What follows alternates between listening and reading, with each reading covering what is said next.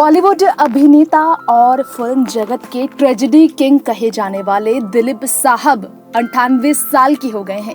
98 की उम्र में वो इस बार अपनी जिंदगी में पहली बार देखा जाए तो बहुत ही ज्यादा शोक में हैं। बीमारी नहीं, कारण है शोक में डूबे रहने का उनके दो छोटे भाइयों का निधन। असलम साहब और एहसान साहब दोनों का निधन कोविड-19 की वजह से इस साल लॉकडाउन के वक्त हुआ।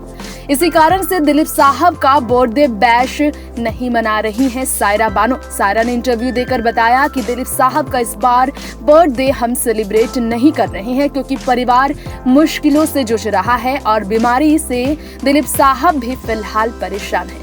और इन बीमारियों के बीच दिलीप साहब के आलीशान एक घर की कीमत लगाई जा रही है। वो घर जो आज बंजर पड़ा है, कभी वो घर आलीशान बंगला महलों की तरह सजा हुआ था। हम बात कर रहे हैं पाकिस्तान के पेशावर में दिलीप साहब के उस पुश्तैनी बंगले के बारे में जिसकी कीमत लगा दी गई है। जी हाँ, पाकिस्तान ने बड़ा कदम उठाया है कि दिलीप साहब के आलीशान बंगले को बेचा जाए।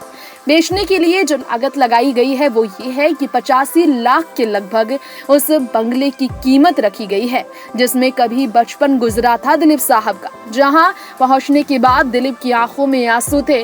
सालों बाद जब वो अपने घर को देखने गए थे, दिलीप साहब आज ये जानकर खुश भी हैं, दुखी भी हैं, क्योंकि जिस बंगले में उनकी यादें थी, बचपन की, परिवार की, दोस्त यार, रिश्तेदार की, उस बंगले को किसी और के नाम किया जा रहा है ताकि उस बंजर से घर को आलीशान घर के तौर पर बदला जाए।